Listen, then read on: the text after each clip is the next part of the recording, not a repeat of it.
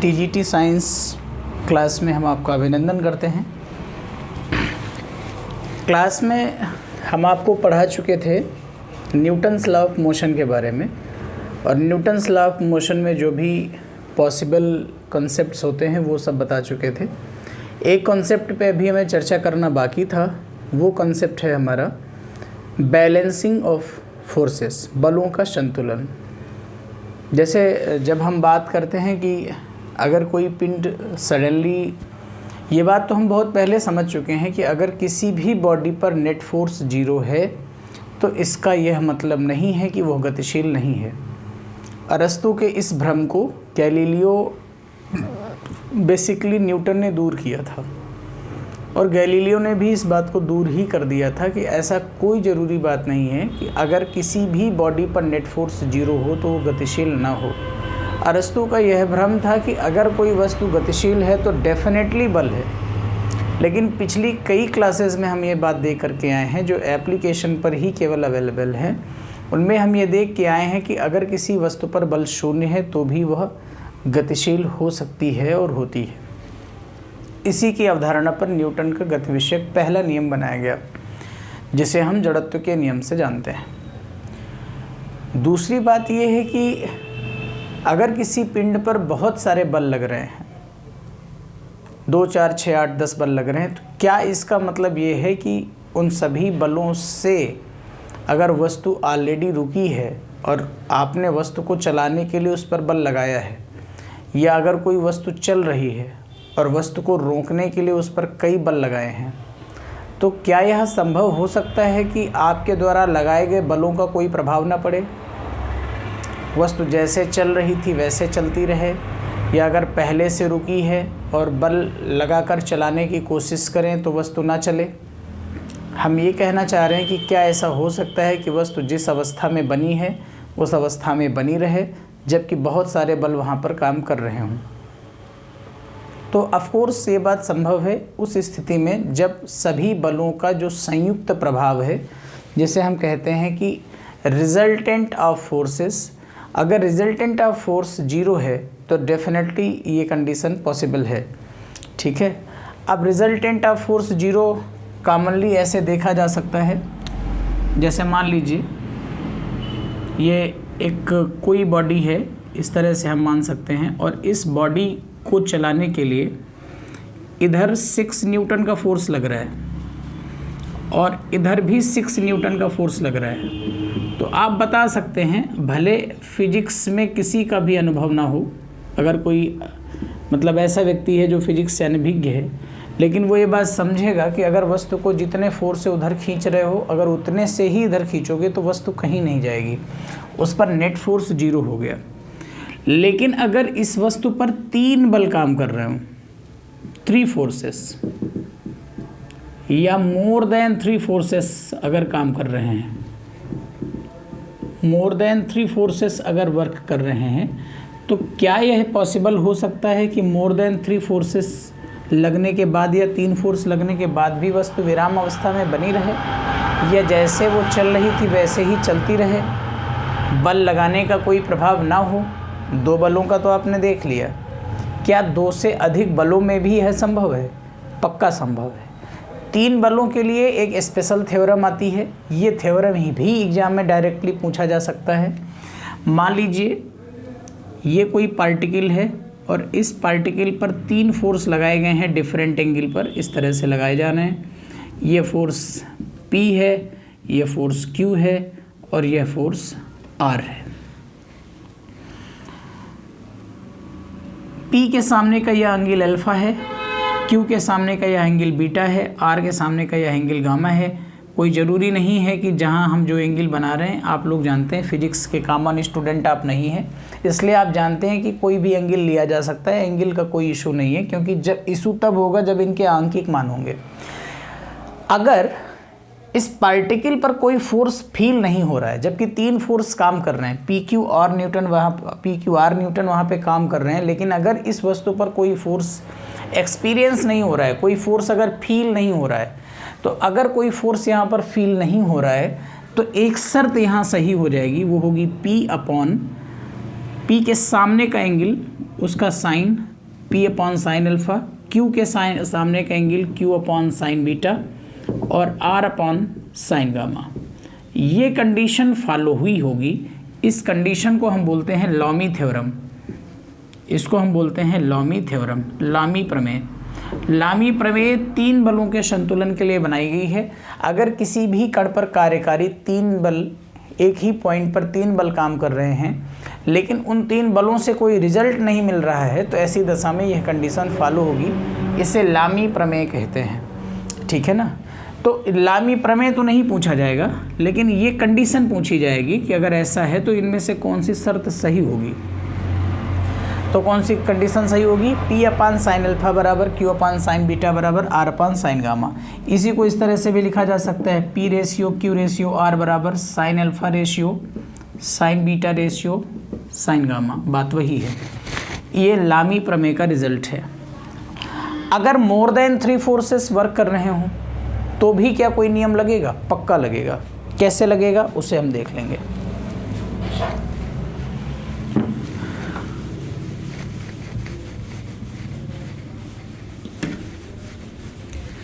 जब किसी भी कण पर 3 से ज़्यादा बल काम कर रहे होते हैं, जैसे आपने देखा कि अगर 2 बल काम कर रहे थे तो हमने डायरेक्ट देख लिया। अच्छा, 2 बलों का परिणामी निकालने के लिए भी फार्मूला हमने पढ़ा, R बराबर √p² plus Q² plus 2pq cos alpha, ये हमने पढ़ ही लिया। इसके बाद 3 बलों के लिए हमने लामी प्रमेय पढ़ ली, ये भी हम लगा लेंगे। लेकिन अगर 3 से अधिक बल हैं, 4 बल हैं, 5 बल हैं, 10 बल हैं, और तब हमें देखना है कि वस्तु पर कितना परिणामी बल काम कर रहा है, तो उस वस्तु पर परिणामी बल निकालने के लिए हम लोग क्या करते हैं? हम लोग ऐसी दशा में बलों के x अक्ष और y अक्ष के अनुदिश घटक करना शुरू कर देते हैं।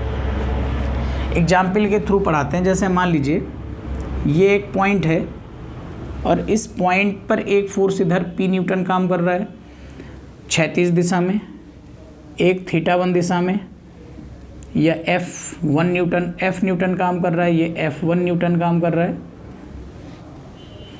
या मान लीजिए इधर कोई फोर्स नहीं है, पहला फोर्स यही है θ1 एंगल पर और ये x अक्ष है, और दूसरा x अक्ष के साथ θ2 एंगल पर काम कर रहा है, तीसरा x अक्ष के साथ θ3 एंगल पर काम कर रहा है, और ऐसे ही बहुत सारे फोर्सेस हैं। और लास्ट फोर्स मान लो Fn, और वो θn एंगल पर x अक्ष के अनुदिश काम कर रहा है।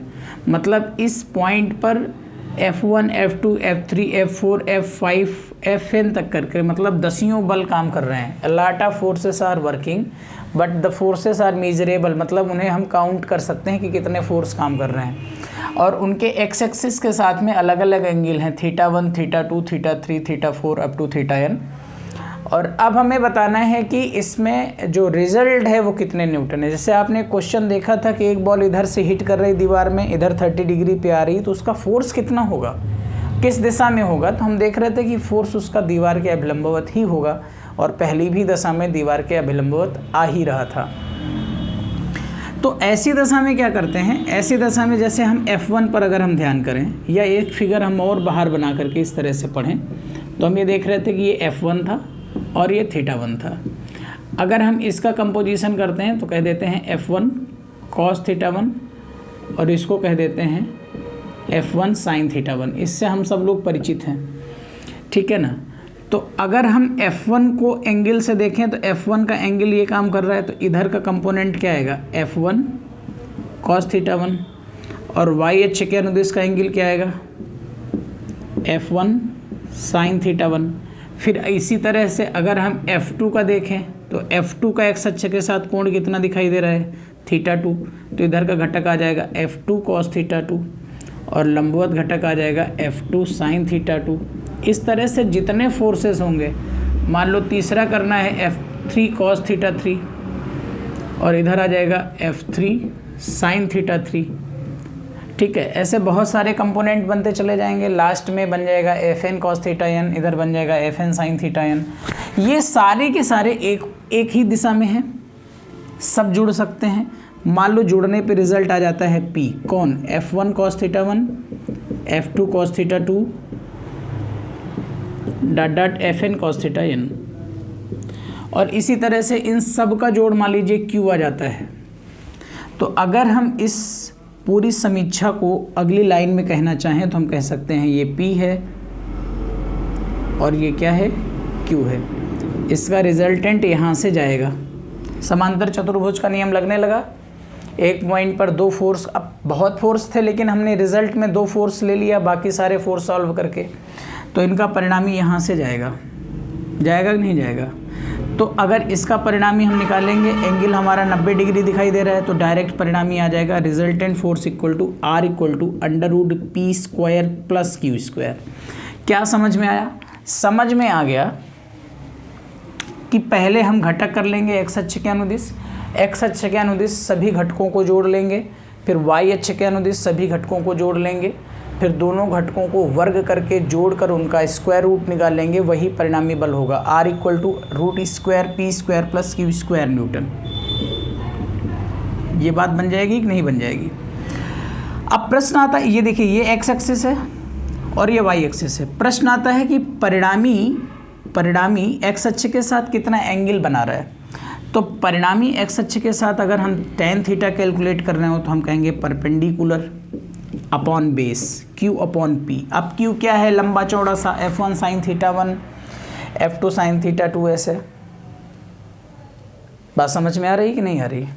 तो Q/P कर देंगे तो इससे पता चल जाएगा कि जो परिणामी है वो x अक्ष के साथ कितने अंश का कोण बना रहा है। दूसरी बात, अगर यहाँ से हम R को देखें तो R का इधर का घटक आता है R cos थीटा और इधर का घटक आता है R sin थीटा। तो ये जो पूरा कंपोनेंट आया है x अक्ष के अनुदिश, इसे x भी लिखा जा सकता है या इसे P माना जा सकता है या इसे आप R cos थीटा भी मान सकते हैं। R cos थीटा यहाँ से आता है। मान लीजिए रिजल्टेंट R है और x एक्सिस के अकॉर्डिंग एंगल x एक्सिस के साथ में कोण थीटा बन रहा है, तो R के साथ में जो घटक बनेगा वो R cos थीटा बनेगा। तो इधर R cos थीटा हो जाएगा और इधर क्या हो जाएगा? R sin theta. तो इसे जिसे आप P कह रहे हैं उसे R cos थीटा भी कहते हैं या X भी कहते हैं, तो अलग अलग नामों से जाना जाता है। इस तरह से हम जब किसी कण पर दो से अधिक बल, 3 से अधिक बल काम कर रहे होते हैं तो उन सभी बलों का परिणामी निकालते हैं। आइए चलते हैं, कुछ हमारे पास ऑब्जेक्टिव्स का कलेक्शन है, जिन ऑब्जेक्टिव्स के कलेक्शन के साथ में हम लोग सीखेंगे कि हम लोगों ने कौन कौन से concept Newton's law of motion से रिलेटेड या गति के नियमों से रिलेटेड सीखे। चलिए,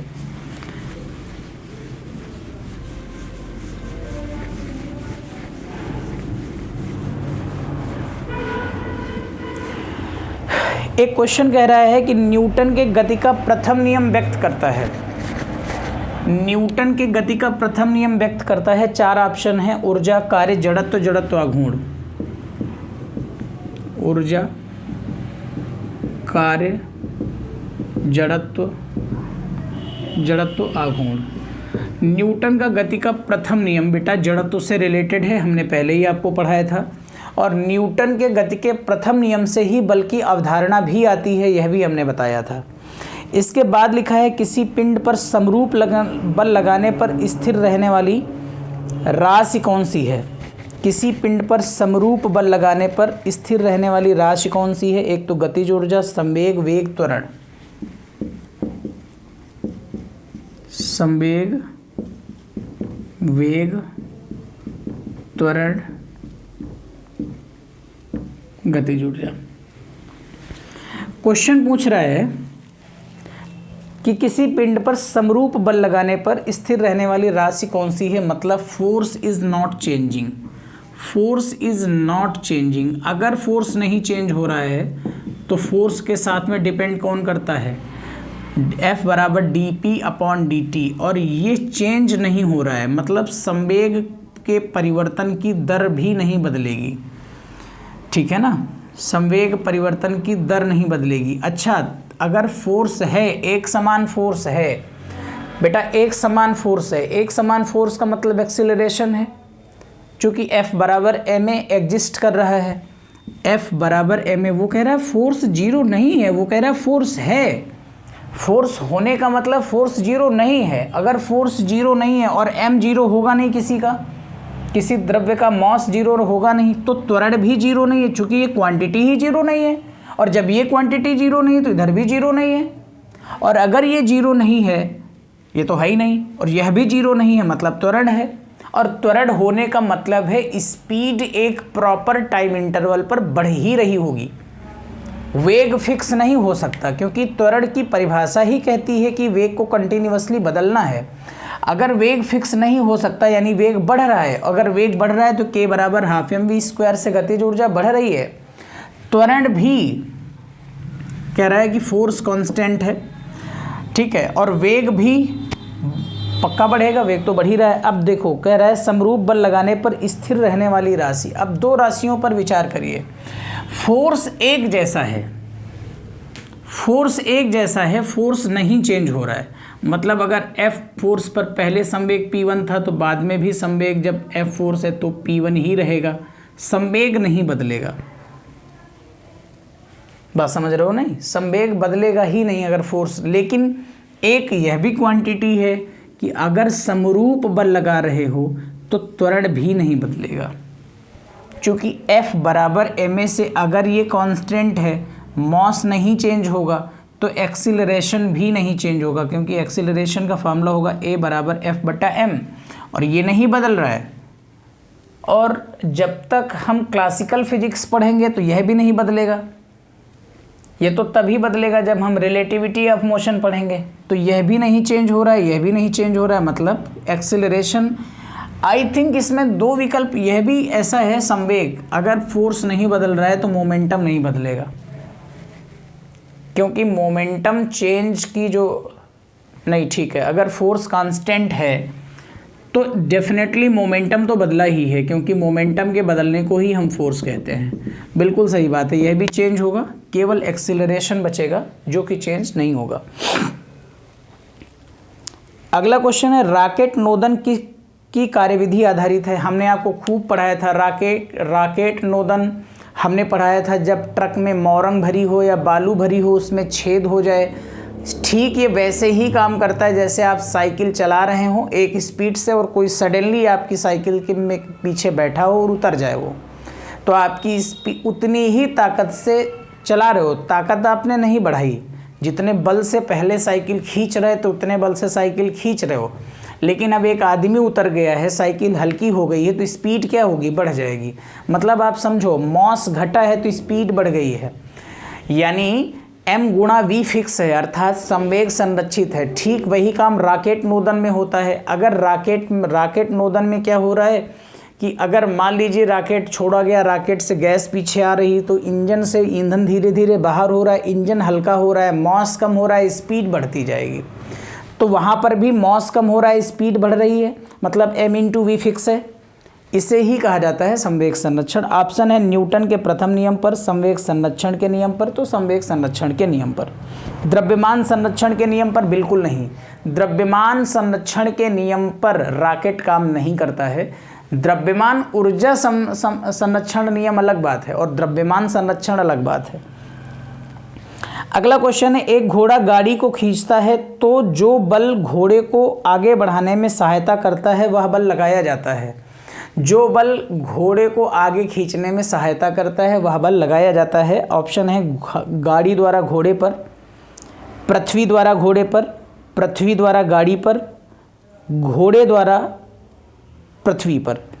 एक घोड़ा गाड़ी को खींचता है, जो बल घोड़े को आगे बढ़ाने में सहायता करता है, गाड़ी को आगे बढ़ाने में सहायता नहीं, घोड़े को जो बल आगे बढ़ाने में सहायता करता है वो डेफिनेटली दो ही हो सकते हैं, या तो पृथ्वी ने घोड़े पर लगाया होगा या तो घोड़े ने पृथ्वी पर लगाया होगा।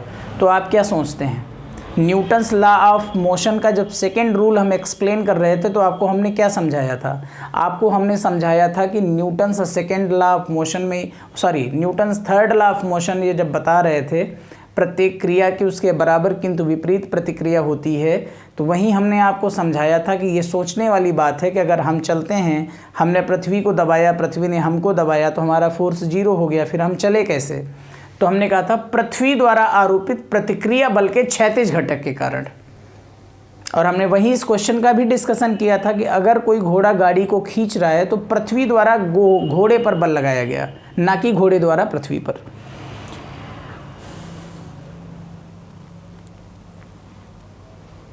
अगला क्वेश्चन सेम ऐसे ही है। एक क्षैतिज सड़क पर कार की त्वरित गति उस बल के कारण होती है जो कार की इंजन द्वारा लगाया जाता है, कार के ड्राइवर द्वारा लगाया जाता है, सड़क द्वारा लगाया जाता है, इनमें से कोई नहीं, सड़क द्वारा लगाया जाता है। कार जितना फोर्स लगाती है वो सड़क पर लगाती है, उल्टा सड़क फोर्स लगाती है कार पर, फिर उसका जो हॉरिजॉन्टल कंपोनेंट होता है उससे वस्तु चलना शुरू करती है।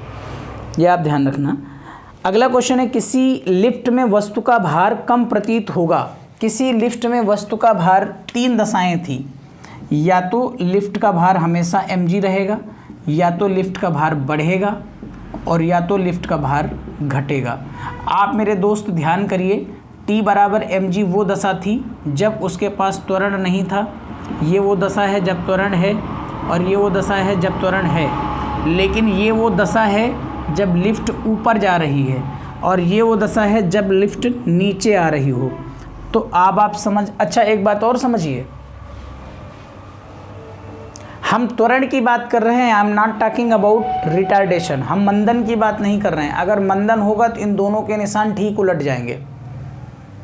अगर कोई लिफ्ट मंदन से ऊपर जा रही होगी तो A को माइनस लेना पड़ेगा, और A माइनस होगा तो भार कम होता प्रतीत होगा। अगर त्वरण से जा रही है तभी ये दशाएं हैं, मंदन में सारी दशाएं उलट जाएंगी, ध्यान रखिएगा। अच्छा, लेकिन मोस्टली क्वेश्चन आपको त्वरण से रिलेटेड ही मिलेंगे। तो अब आप समझिए कि लिफ्ट अगर ऊपर जा रही है तो भार mg प्लस a हो रहा है, लिफ्ट अगर नीचे आ रही है तो भार mg माइनस a हो रहा है। याद कैसे करना है? याद करने का एकदम सरल तरीका है कि ऊपर त्वरण से जाने का मतलब ही है कि ऊपर जा रहा है, मतलब बढ़ रहा है।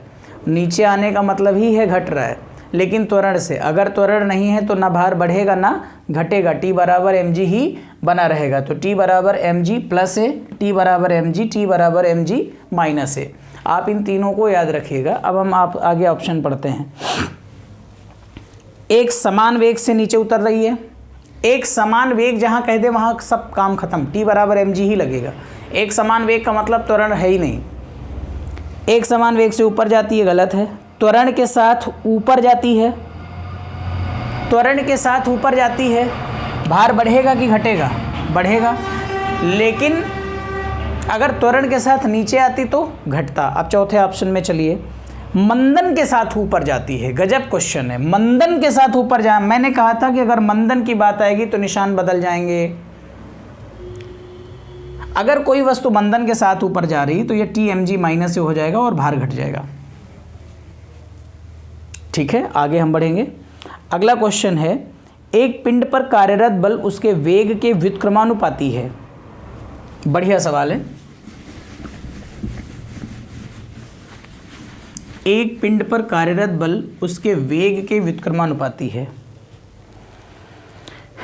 एक पिंड पर कार्यरत बल उसके वेग के व्युत्क्रमानुपाती है, मतलब F प्रोपोर्शनल टू 1/v। तो हमसे 4 विकल्प दिया है। पहला विकल्प पूछ रहा है पिंड का वेग, यानी velocity of body. Option A कह रहा है कांस्टेंट है, ऑप्शन बी कह रहा है समय के अनुक्रमानुपाती है, proportional to time. Option C कह रहा है समय के व्युत्क्रमानुपाती है, प्रोपोर्शनल टू 1/टाइम। ऑप्शन डी कहता है समय के वर्गमूल के अनुक्रमानुपाती है, v proportional to √t। Question ये है कि किसी पिंड पर कार्यकारी बल उसके वेग के व्युत्क्रमानुपाती है, या किसी पिंड का वेग उस पर आरोपित बल के व्युत्क्रमानुपाती है, F प्रोपोर्शनल टू 1/v। किसी पिंड पर कार्यरत बल उसके वेग के व्युत्क्रमानुपाती है, F प्रोपोर्शनल टू 1/v। तब हमें ये बताना है कि वेलोसिटी टाइम पर कैसे डिपेंड करेगी। पहला है टाइम के साथ डिपेंड ही नहीं करेगी, दूसरा है टाइम की सिंगल पावर के साथ डिपेंड करेगी, टाइम की 1/t के साथ डिपेंड करेगी, टाइम के √t के साथ डिपेंड करेगी। इस क्वेश्चन को हम 2 तरीके से लगा सकते हैं। पहले तरीके पर हम ध्यान देते हैं। देखिए, अगर हम इसको लिखें f और प्रोपोर्शनल हटाएंगे तो कोई कांस्टेंट आएगा, छोटी सी बात है, इसमें कुछ समझाने वाला नहीं। अगर हम इस f को देखें तो मैं लिख सकता हूँ dp/dt इक्वल टू k/v। ठीक है, अगर मैं इसे देखूं तो मैं इसको लिख सकता हूं m dv/dt। m dv/dt मतलब क्या है? dp/dt। dp/dt को क्या लिख सकते हैं हम? f F बराबर dp अपॉन dt और P बराबर क्या होता है mv। अब मोस्टली मॉस कांस्टेंट होता है, तो अगर ये मोमेंटम बदल रहा है तो इस मोमेंटम के बदलने के लिए रिस्पॉन्सिबल कौन होगा, v होगा। इसीलिए हमने m अलग कर लिया और dv अपॉन dt बना लिया और बराबर k अपॉन v कर लिया।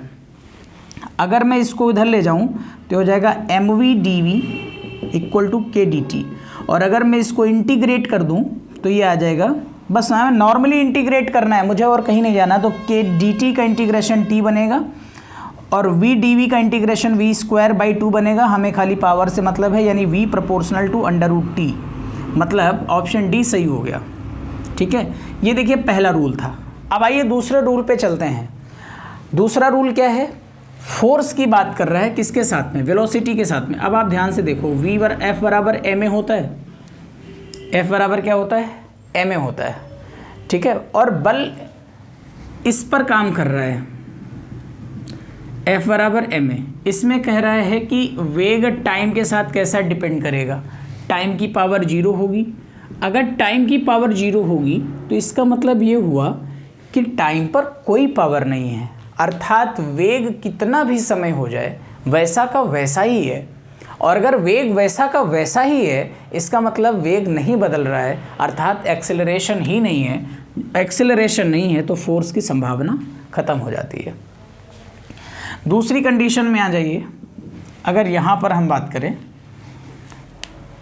और वेग कैसा प्रोपोर्शनल कर रहा है, F प्रोपोर्शनल टू 1/v के कर रहा है, F प्रोपोर्शनल टू 1/v के कर रहा है। तो अब आगे देखते हैं, अगर मैं इस पर चला जाऊं v प्रोपोर्शनल टू t, तो मैं कहूँगा dv upon dt equal to क्या आ जाएगा, कोई कांस्टेंट आ जाएगा। अगर मैं v बराबर kt करूं तो मतलब क्या हुआ, मतलब ये हुआ कि a प्रोपोर्शनल टू k है, अर्थात त्वरण कांस्टेंट हो गया। और त्वरण अगर कांस्टेंट हो जाएगा तो फिर वो वेलोसिटी के साथ या किसी भी टाइम के साथ में उसका कोई वेरिएबल नहीं होगा, इसलिए यह बात भी गलत हो गई क्योंकि यहाँ फोर्स कांस्टेंट है। अब इसको अगर हम देखें तो मैं कहूँगा dv बाई dt, और ये प्रोपोर्शनल टू आ जाएगा, या प्रोपोर्शनल हटा देंगे तो t की पावर -1 को अगर हम करेंगे तो -k बाई टी स्क्वायर, यानी a नहीं, छोड़ दीजिए, इससे मत करिएगा, इसी विकल्प से करिएगा, बस यही सही है। F प्रोपोर्शनल टू v और फिर इसको F बराबर dp अपॉन dt लगा देंगे और dp अपॉन dt लगा के सॉल्व कर लेंगे। वहाँ से बात बनेगी नहीं, और बनेगी भी तो बात तक देखेंगे, आपका समय नुकसान करना यहाँ पे उद्देश्य है नहीं। अगला क्वेश्चन है, कोई द्रव्यमान m प्रारंभ में विरामावस्था में है, मॉस m है और प्रारंभ में विराम अवस्था में मतलब उसकी इनिशियल स्पीड 0 है। फिर कह रहा है जब इस पर एक नियत बल लगाया जाता है तो इसके द्वारा दिए हुए विस्थापन में प्राप्त वेग अनुक्रमानुपाती होता है। दो बातें समझिए, F बराबर कांस्टेंट है, कांस्टेंट का मतलब अगर एक बार 10 न्यूटन लगा दिया गया तो बस 10 ही न्यूटन लगाया जाएगा। ऐसी दशा में चूंकि पहले तो ये विराम में है, बाद में इसमें कुछ बल लगाया गया, लेकिन एक फिक्स बल लगाया गया। जैसे मान लो कोई कार खड़ी है, पहले विराम में है, फिर धीरे से उसको बल लगाया गया तो उसने चलना शुरू किया, तो एक प्रॉपर फोर्स से वो चलना शुरू करेगी, तो अब तो उसके पास स्पीड आ जाएगी ना। तो कह रहा है कि उसकी जो स्पीड है वो उसके द्रव्यमान के साथ किस तरह से रिलेट करेगी।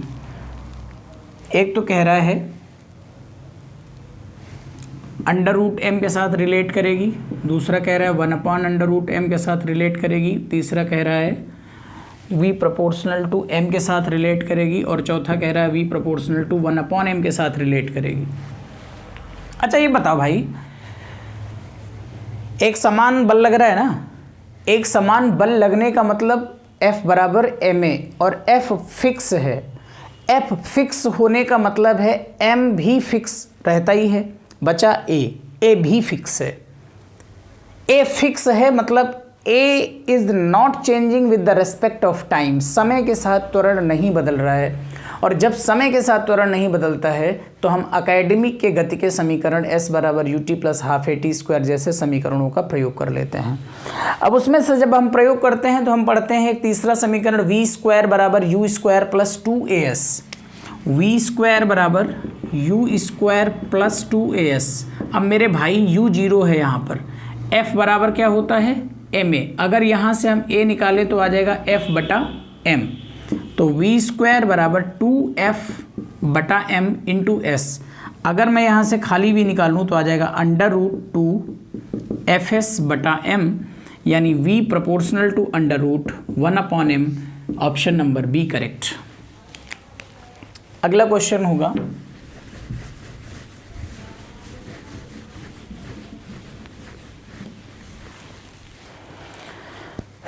यदि 1000 किलोग्राम की एलिवेटर केबल में तनाव 1000 किलोग्राम भार है। देखिए एलिवेटर का जो मॉस है वो 1000 किलोग्राम है और जो तनाव है, जो टेंशन है, वो है 1000 किलोग्राम भार। ठीक है, एलिवेटर ऊपर की ओर त्वरित है, ऊपर की ओर त्वरित है। नंबर 2 कह रहा है नीचे की ओर त्वरित है,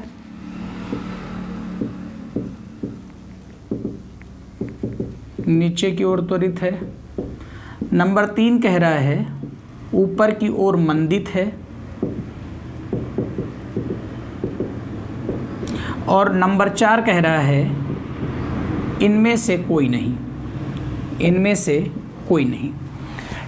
एलिवेटर का जो मॉस है वो 1000 किलोग्राम है, टेंशन उसका जो है वो 1000 किलोग्राम भार है, और हमसे पूछ रहा है कि बताइए लिफ्ट ऊपर की ओर त्वरित है या नीचे की ओर त्वरित है या ऊपर की ओर मंदित है या इनमें से कोई नहीं। अच्छा ये बात बताइए कि एलिवेटर का मॉस 1000 किलोग्राम है और एलिवेटर पे जो तनाव पैदा हुआ है वो 1000 किलोग्राम भार का है।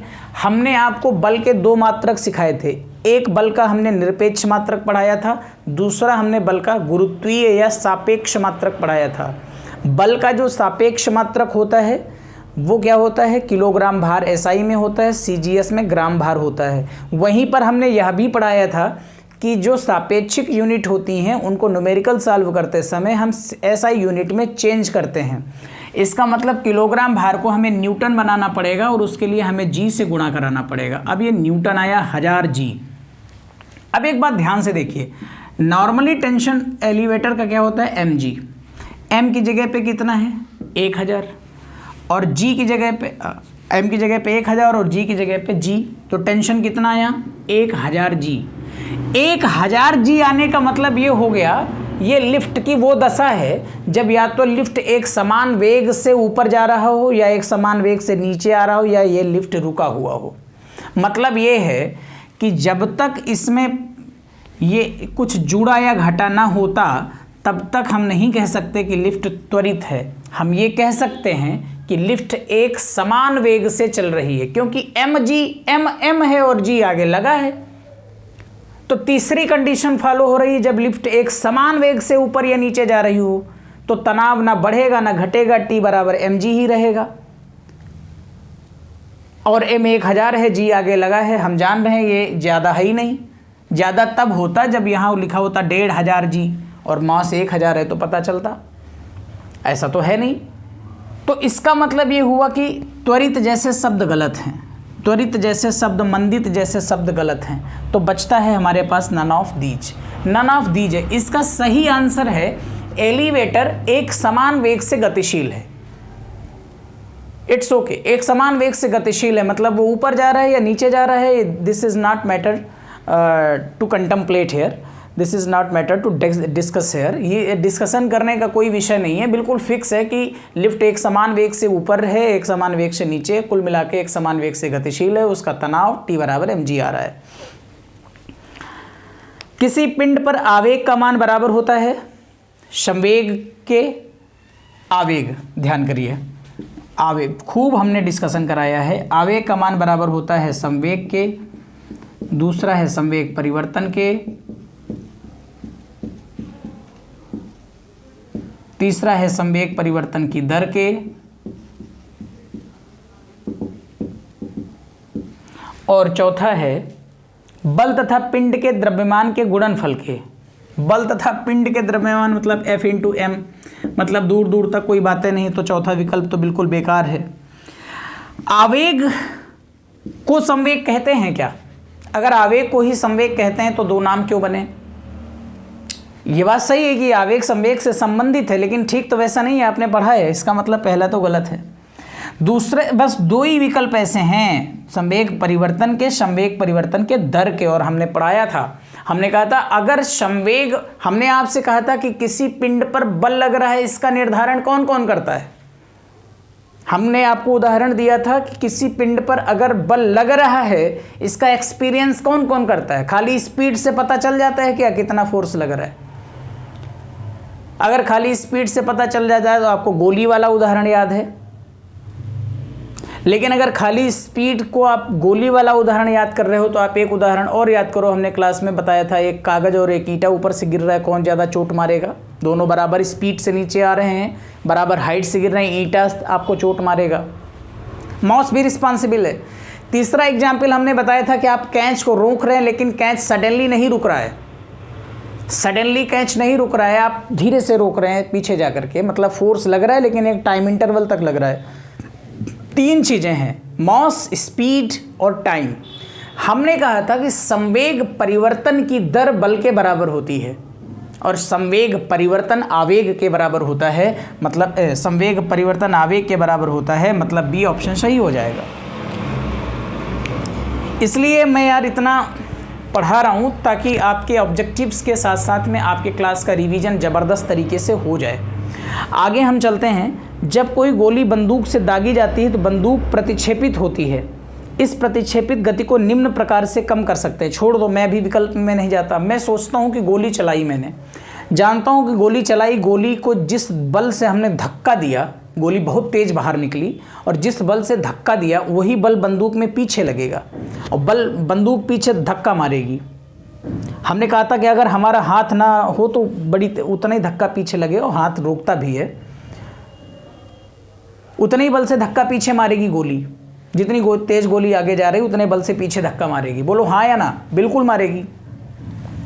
लेकिन उसकी स्पीड कितनी होगी? जितनी गोली की? अरे ना ना ना, गोली हल्की है मेरे भाई, गोली हल्की है। गोली हल्की मतलब मास कम है, इसलिए स्पीड ज़्यादा है। m इंटू वी फिक्स करना है। लेकिन बंदूक के बारे में सोचो, बंदूक का मास ज़्यादा है इसलिए v कम होगा। m गुणा v को फिक्स रखना है। अगर हम चाहते हैं कि बंदूक और धीरे धक्का मारे तो हमें बंदूक का वजन बढ़ाना पड़ेगा। यह भी हमने आपको पढ़ाया था, आपकी वीडियो में रिकॉर्ड है। कोई बात झूठ मैं बोल रहा हूं तो आप वीडियो देख करके हमको गाली दीजिएगा कि सर आप झूठ बोल रहे थे। तो लिखा हुआ है कि बंदूक को भारी बनाकर, बंदूक को हल्का बनाकर, बंदूक चलाने वाले के कंधे पर एक बैंड रखकर, बंदूक के कुंदे को हल्की धातु का बनाकर, बंदूक को भारी बनाकर, काम खत्म। m इंटू वी फिक्स करना है। अब m इंटू वी, अगर आप v को कम करना चाहते हैं कि धक्का धीरे से लगे हम पर, तो हमारी बंदूक को आपको भारी बनाना पड़ेगा। और ये चीज़ हम आपको उस दिन भी एक्सप्लेन करे थे भाई। चलेंगे आगे। पृथ्वी से जुड़ा एक निर्देश तंत्र, मैंने कहा था इस तरह के क्वेश्चंस आपको अभ्यास करने चाहिए। पृथ्वी से जुड़ा एक निर्देश तंत्र, पृथ्वी से जुड़ा एक निर्देश तंत्र क्या होगा? जड़त्वीय निर्देश तंत्र है। जड़त्वीय निर्देश तंत्र नहीं हो सकता क्योंकि पृथ्वी सूर्य के परितः घूम रही है। जड़त्वीय निर्देश तंत्र नहीं हो सकता क्योंकि पृथ्वी अपने अक्ष के परितः घूम रही है। बी एवं सी दोनों। हमने आपसे कहा था कि पृथ्वी को अगर फ्रेम ऑफ रेफरेंस के बारे में पूछे तो पृथ्वी फ्रेम ऑफ रेफरेंस में एब्सोल्यूट फ्रेम ऑफ रेफरेंस नहीं है, निरपेक्षिक तंत्र नहीं है, जड़त्वीय तंत्र नहीं है, अजड़त्वीय तंत्र है। Non inertial frame of reference है पृथ्वी। यानी अगर हम पृथ्वी पर किसी पिंड की गति का अध्ययन करके किसी दूसरे ग्रह से उसी पिंड का अध्ययन करें तो दोनों रिजल्ट अलग अलग आएंगे उसी टाइम पर। इसे कहते हैं रिलेटिविटी ऑफ फिजिक्स। लेकिन चूंकि हम पृथ्वी पर ही खड़े होकर के सारे एक्सपेरिमेंट और सारे फ्रेम ऑफ रेफरेंस, सारे ऑब्जेक्ट वैसे वैसे स्थित हैं, इसलिए हम F=ma को लागू कर देते हैं। जबकि हमने कहा था कि पृथ्वी को अगर रेफरेंस फ्रेम पूछा जाए तो अजड़त्वीय निर्देश तंत्र है, non inertial frame of reference है। आपको बात समझ आई होगी, non inertial frame of reference है। तो इस तरह से ये क्लास आई थिंक आपको ठीक से समझ में आ रही होगी। तो non inertial frame of reference है पृथ्वी। ओके, बात समझ में आ गई सबको?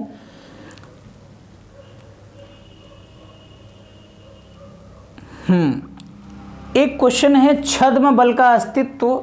ये क्वेश्चन के बारे में हम चर्चा सर्कुलर मोशन में करते, लेकिन अब यहाँ पे आ गया। छद्म बल का अस्तित्व कब हो सकता है? छद्म बल मतलब स्यूडो फोर्स। स्यूडो फोर्स मतलब आभासी बल। बेटा आभासी बल की जब कभी भी बात होती है, जब भी कभी भी छद्म बल लगता है तो तभी लगता है जब जो फ्रेम ऑफ रेफरेंस है वो नॉन इनर्शियल हो, अजड़त्वीय निर्देश तंत्र हो। कैसा निर्देश तंत्र हो? अजड़त्वीय निर्देश तंत्र। अजड़त्वीय निर्देश तंत्र हमने कहा था जो अजड़त्वीय निर्देश तंत्र होते हैं, ऐसे निर्देश तंत्रों में न्यूटन के गति विषयक नियम काम नहीं करते हैं। अजड़त्वीय निर्देश तंत्र में न्यूटन के गति विषयक नियम काम नहीं करते हैं। In non inertial frame of reference the laws of Newton's are completely over used. ठीक है, बिल्कुल यूज नहीं होते हैं वहाँ पर। ठीक है, ये बात हो गई जो कुछ छोटे छोटे रूल्स थे इससे रिलेटेड। अब कल हम कुछ चुने हुए न्यूमेरिकल्स पे चर्चा करेंगे। आज की क्लास यहीं तक। और मैं आपको बता दूं कि ये TGT डेमो क्लास फिजिक्स का आखिरी डेमो क्लास फिजिक्स का है। इसके बाद YouTube पर आप लोगों को क्लासेस नहीं मिल पाएंगे मेरे दोस्तों।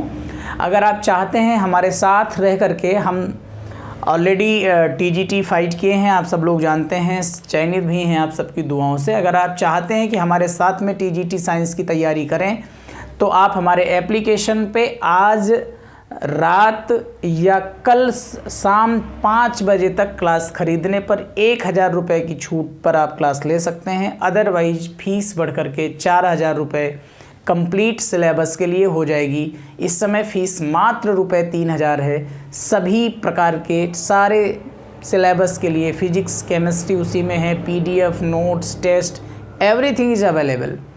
दूसरी महत्वपूर्ण सूचना मेरे साथियों ये देनी थी कि अगर आपके घर में कोई 11th-12th क्लास से बिलोंग करता है और आप हमको लगता है कि नहीं हम कम संसाधनों के बावजूद भी सही कंटेंट आपके बच्चों तक पहुंचा सकते हैं, आपके भाइयों बहनों तक पहुंचा सकते हैं, तो यह क्लास आपके लिए है।